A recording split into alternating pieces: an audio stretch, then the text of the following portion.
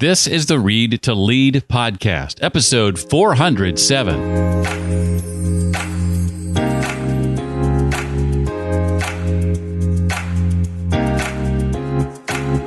All your opponents, all your competitors, they face the same challenge that you do of managing your memories, telling yourself the right stories, envisioning the right futures. If you're just a little bit better at those practices than your competitors, your opponents, well, then you just created an advantage for yourself.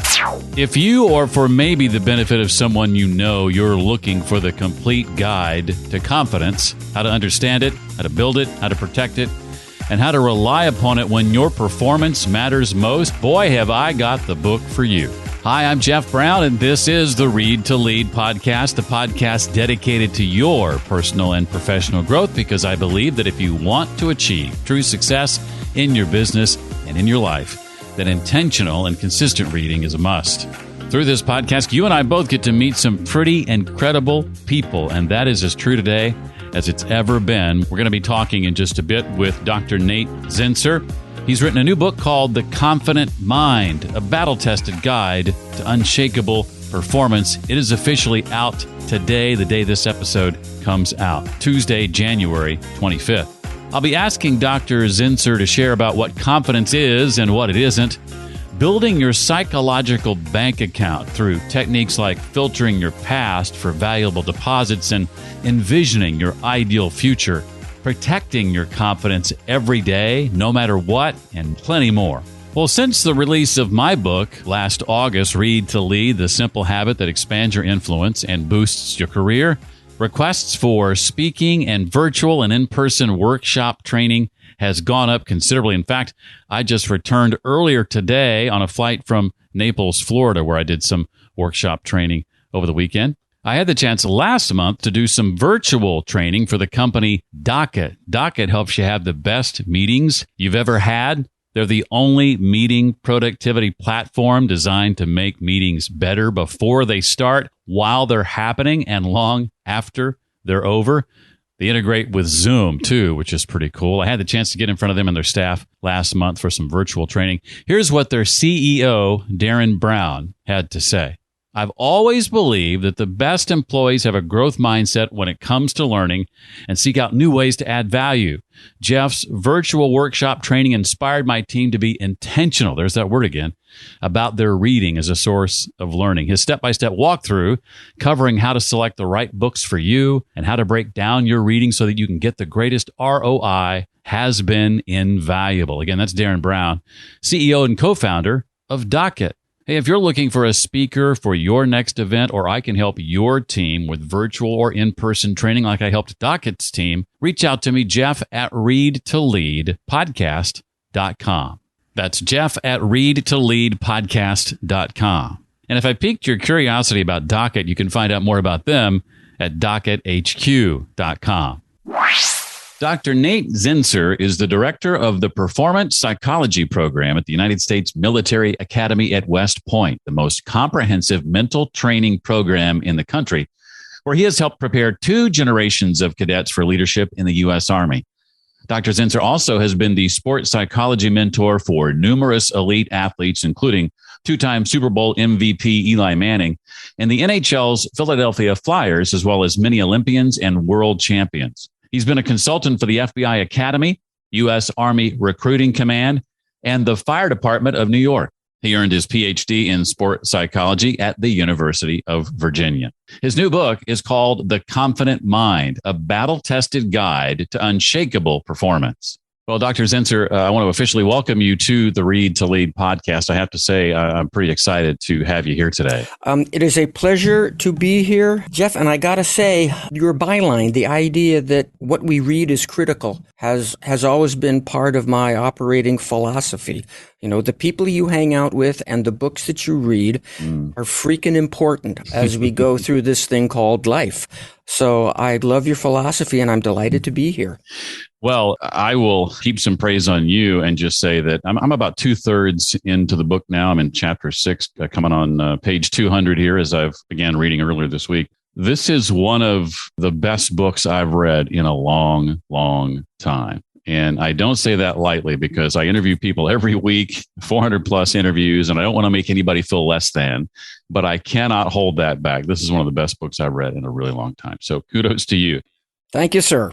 It's evidence of what I have long said a book is all about and why it's better than other mediums, video, and others, because this book is the culmination of decades of research and work and practice, all in this one tome. And I think it's a book everybody should go get right now. Well, let's begin with something you addressed in the introduction, and that's what confidence is and what it is not. Most of us, I think, allow ourselves, as you say in the book, to feel confident only when things are going right. Very, very true. One of the common associations with confidence is basically the way you feel when everything's hunky-dory and, wine and roses. I suppose that's true for a lot of people, but if you're in the business of competing for something, and that's pretty much true for all of us, then allowing your confidence to exist if and only if things are going well for you basically guarantees that your confidence is going to be on an up and down roller coaster, because we live in an imperfect world. Things are not always great. And if you only allow yourself to feel certain about your abilities, certain about your capabilities when things are going great, then you guarantee yourself a whole lot of episodes of fear, doubt, and worry. Well, related to that, what do you say when a client says to you something along the lines of I'm not good enough, or am I good enough? Because in the end, it's more than confidence or something else, right? Well, certainly human performance is a function of both your competence, your knowledge, your skill, etc., plus your confidence in said competence, your sense of certainty about your skill level, about your experience, about your various capabilities, that certainty that you have about it, to the point where you let yourself pretty much execute without talking yourself through every step, without reflecting discursively, analytically on everything that you're doing while you're doing it. That certainty is what I call confidence. So whether you are 100% capable or, 80% capable, you better be 100% certain in your 80%, because that's the only way we will ever see your true 80%. Nobody performs at their maximum level, whatever that maximum level might be, unless they have a really strong sense of certainty about it. And so my book is all about educating people about that sense of certainty, how to build it, how to protect it against, as Shakespeare said, the slings and arrows of outraged fortune, and how to bring it out, express it when you do indeed step onto the athletic field, or step into the classroom, or step into whatever arena you perform in, the courtroom, the operating room, the conference room, the sales negotiation, whatever it might be. Dr. Zinsser, during your years of study and observation, what have you found to be some of the more common misperceptions about confidence? Certainly the first one is the misconception that I have to be really, really, really successful before I can be confident. Okay, I make the point in the book, based on years of work with all kinds of high-performing individuals, that your degree of success is only important if you indeed reflect on it and think about it. You can be ridiculously confident even based on a relatively small amount of success. And I would encourage people to do that. Whatever success you've had, you better emphasize that to yourself mentally rather than discount it, rather than say, I'm not enough, I'm not enough, I'm not enough all the time. Another big misconception is that once you are successful, it's going to happen automatically.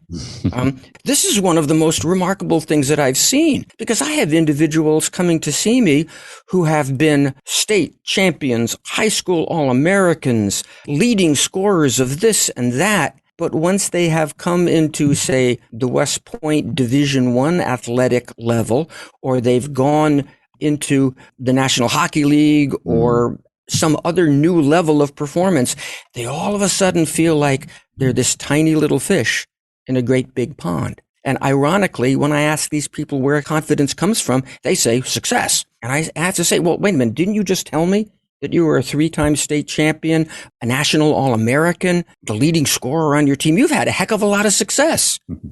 So it doesn't matter how much success you've had or didn't have. It's how you think about that success, how you process it, how you interpret it, how you reflect on it, and how you use it in the moment to generate a sense of certainty about your capabilities right now when it matters. Mm. This next question, Dr. Zinsser, is a short one, but it's also kind of a big one. Talk a bit about the concept of our psychological bank account and this idea of what you call first victory. Short question, capable of a very, very long answer. You're right about that one, Jeff. Psychological bank account. I use that as an analogy to help people think about the ongoing, ever-changing repository of memories, thoughts about oneself in the present, and ideas, visions, fantasies about their future. That collection of thoughts is very much like a bank account. It's like your checking account. Depending on what you put into it and what you take out of it, that is a running total that fluctuates, in the case of most of us, day by day. Our sense of certainty about ourselves, the way I like to think about confidence, is a similar running total of everything that you think about yourself, the game or profession you're in, and everything that happens in that game. So that idea of a mental bank account, I think, makes it easier for some people to think, yeah, I've got some good stuff. I've got some metaphorical money. I need to save that up. I need to store it up. I need to make sure that the thieves of worry and self-doubt and inevitable human imperfection don't wear that bank account down, don't drain it. And I got to be able to open up my bank account, kind of like they say on the TV ad, what's in your wallet? I got to open up that bank account when it's time for me to step up to present or compete or perform. Mm. And I like that you dedicate 3 chapters to this, in particular, dealing with memories, the past, dealing with how we think of ourselves in the present, and then, of course, envisioning our ideal future. I want to dig into some of that in just a moment. Please. Before that, though, you say the idea that our state of mind has substantial effects on our physical state, and therefore our performance still hasn't fully caught on, despite decades of evidence. Why do you think that is? Well, we still exist in a society, a culture that was birthed way back in the 1600s when, Cartesian dualism first emerged as a philosophical tenet. The idea that the mind and the thoughts are really the purview of priests and poets, but the body, this physical thing that we live in, is a much more mechanical device, and that is the purview of medical doctors, technicians, mechanics. We're still living in the legacy of that dualism. Mind here, body here, and never the twain shall meet. Going back, as you say, to the 60s, we really began to see that how you think, when you regulate your thought process, it changes your mood. When you change your mood, well, we can measure all kinds of things that change. Heart rate variability, blood pressure, muscle tension, etc., etc., etc. And our sophistication to look at those changes today is incredibly powerful compared to what we were able to look at back in the 1960s. We have sophisticated brain imaging technology that allows us to see precisely which centers of the brain are alive and working, have a lot of neurons firing, depending on whether you are watching a picture of, a short video of puppies playing in the sun versus videos of car crashes. What we're seeing, what we're bringing into our senses is changing our whole emotional state, and that has demonstrably important effects on our bodies, which we all inhabit. Well, let me get into some of the bank account chapters then more specifically. What are some techniques for managing our memories such that we let in the ones that create energy and optimism and enthusiasm and keep out those that create fear and doubt and worry? Yeah. The first exercise that I describe in the book, specifically for managing memories, is an exercise in which one would go back and think about their intro. What excited them about playing a particular sport or pursuing a particular musical instrument or pursuing a particular profession? What was the moment that sort of sparked their interest? Yeah, that's kind of cool. I think I'd like to do that. Okay. Then go into, again, your long-term memories and think about some moments where you have been kind of successful in the pursuit of excellence in that sport, that passion, that profession. If you're what I refer to as a white collar athlete working in the business world, what are the important contributions you've made to your organizations? What are the projects that you've completed? Go back and let's see if we can create a top 10 list of your best moments as a professional. If you're a soccer player, let's go back into your history and let's list the memories of great moments on the soccer field, beating this team, winning this championship, scoring your first high school or college or professional goal. How about that game where you actually had 2 or 3 goals, or the game where you had 2 or 3 assists, or you were really effective defensively or offensively? Let's mine that vast storehouse of memories and pull out the gold, pull out the jewels, because these memories, those I think of as the essential initial deposits into that mental bank account. We want to make sure that we are not overlooking, discounting the powerful experiences, constructive experiences we've had in our past. And we are unfortunately conditioned to overlook those and not spend a lot of time. But man, I've never had somebody construct that top 10 list without sitting back and going, wow, I haven't thought about these in a long time. This is really great, Doc. Let's talk about the present. How can we improve and work on more constructive thoughts about ourselves in the now, in the present moment? Well, the first thing to do is to really become aware of the stories that you tell yourself about yourself with regard to whatever it is you're trying to work with or improve in. You've got to be very honest that in admitting that there is something called a self-fulfilling prophecy going on. The stories you tell yourself, the opinions you have of your foot speed, your explosive strength, your shooting technique, your analytical abilities, your interpersonal abilities, the stories you tell yourself about that have a huge influence on the actions that you take. And those actions that you take naturally have a huge influence on the results that you achieve. So in a very powerful and very meaningful way, the results that you achieve as a function of your efforts, which are a function of your beliefs, those results are a pale reflection of the beliefs that you started out with. So let's get busy telling ourselves stories about ourselves, basically thinking about how we would like to be as if we already are, changing that initial conception, thinking about a skill that you'd like to develop, but affirming that you have it.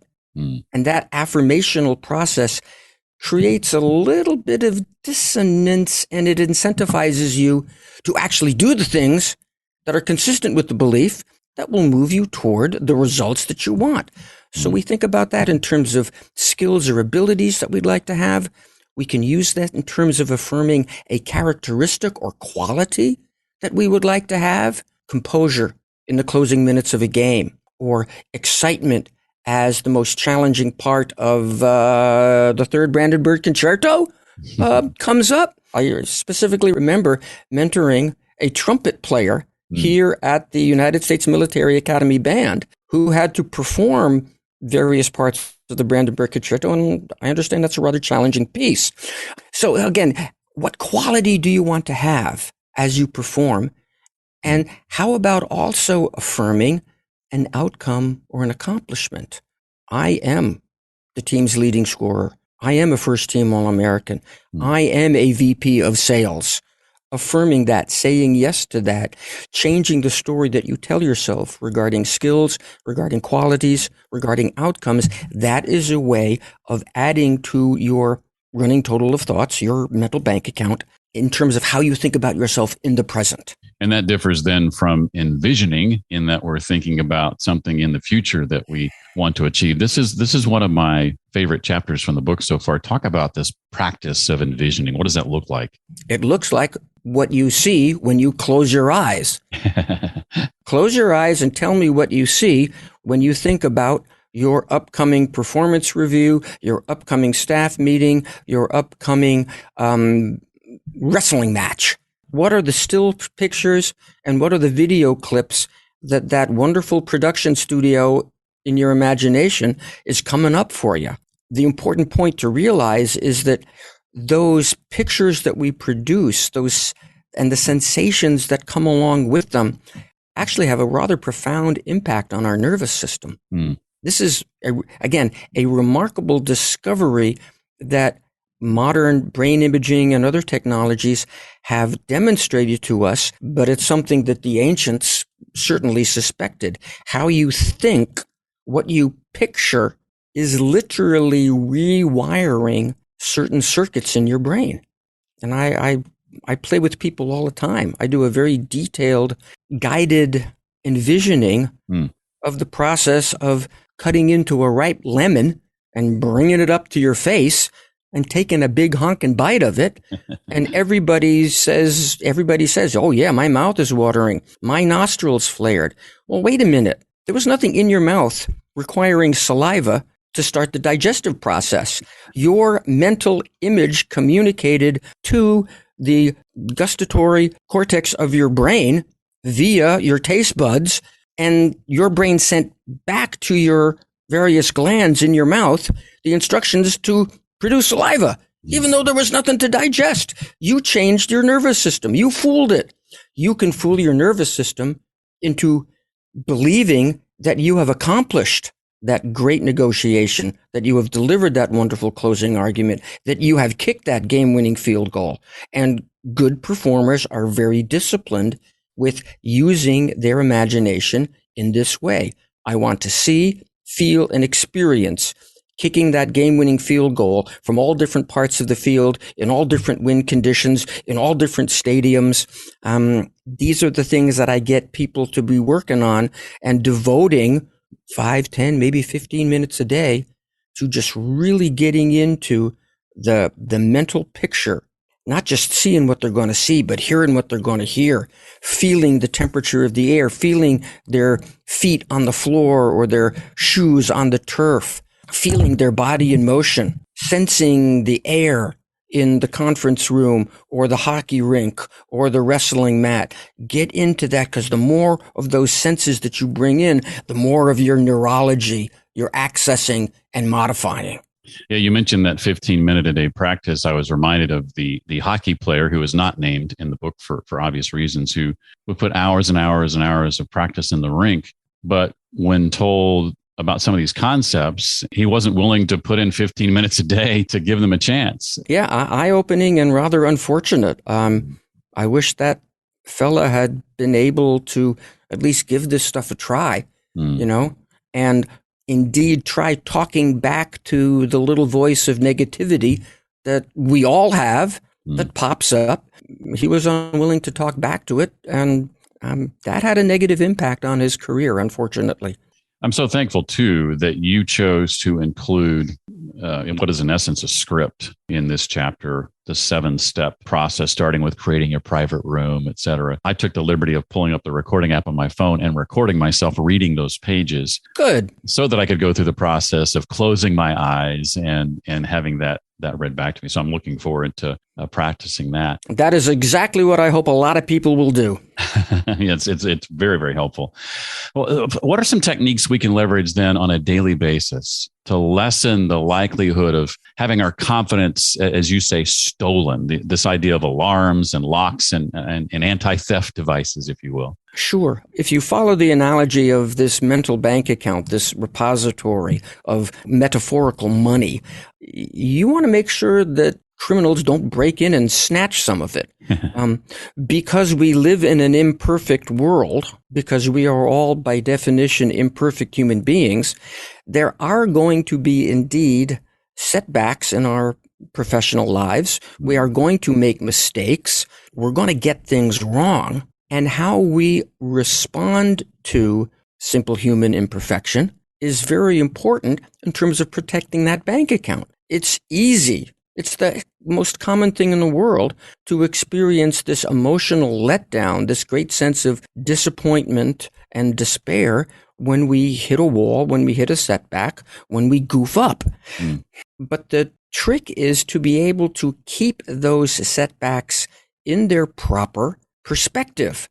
Okay, sure, I'm not asking anyone to deny or overlook their imperfections, their mistakes. No, I'm asking them to consider them in the most constructive context possible. Yeah, it happened, but it only happened that one time, or those 2 times, or those 3 times. So you have to be willing to look at those mistakes and setbacks as temporary rather than, here I go again, same thing, different day, I'm going down the tubes. Okay? You have to keep it in that temporal perspective. Second, it's also really beneficial to keep it in a very limited spatial or situational perspective. Yes, it happened, and it might have had some dire consequences, but it happened in that one particular situation, in that one particular setting. It was that one particular part of your overall game that broke down, okay? If you're playing golf and your first few tee shots aren't where you like them, you better not lose faith in your iron play, your wedge play, your putting. You have to protect yourself from the trap of, my whole game is going down the tubes. Generalizing from a mistake or a setback in one setting to lots of other settings. You have to keep it limited in terms of where it occurred. And the third protective device, and this is by far the most challenging I have found for most people, is you've got to learn to keep those mistakes, setbacks, difficulties, problems in a somewhat non-representational perspective. And what I mean by that is those mistakes do not tell the whole story about you. Those mistakes happened in that one time, they happened in that one place, and they do not represent you as an individual. We have been unfortunately conditioned to kind of define ourselves in very large part by our inadequacies and imperfections. Let's not do that. Okay? Let's understand it. Yes, it happened, and there are steps I need to take, but those imperfections are not the definition of who we are. We don't read into those and take them exceptionally personal. And those 3 devices, look at them as temporary, look at them as limited, look at them as non-representational. Those are 3 protective mechanisms that are quite useful. Yes, they are. I did mention I'm about 2/3 of the way through the book at this point. I have 35 pages of notes so far. Wow. I've almost written another book reading your book. So by the time I get to the last third, I'm probably going to have, about 45, maybe 50 pages of notes when it's all said and done. Well, we'll just have to have another conversation, Jeff. What the heck? What the heck? Well, I do have a couple of non-book related questions for you. But before I ask those, anything else from that last third of the book I haven't asked about that you want to make sure we know? I will just stress this. Confidence is fragile. There's no such thing as achieving a great threshold of it and then never backtracking. Okay. We live in an imperfect world. We're going to get beat up. Certainly anybody who plays, for example, golf will understand that, wow, this game was designed to beat me up. Life is going to beat us up. So this is a constant process. This is a lifelong process, I guess, until you retire and don't care about getting better at anything anymore. And I want people to accept that and not be discouraged by it. Not be discouraged by the fact that protecting your confidence is a lifelong process. Don't be discouraged by that, people, because guess what? Everybody you're competing against, all your opponents, all your competitors, they face the same challenge that you do. And if you can only be 5% better at facing that challenge of managing your memories, telling yourself the right stories, envisioning the right futures, if you're just a little bit better at those practices than your competitors, your opponents, well, then you just created an advantage for yourself. So get busy creating that advantage. Good advice.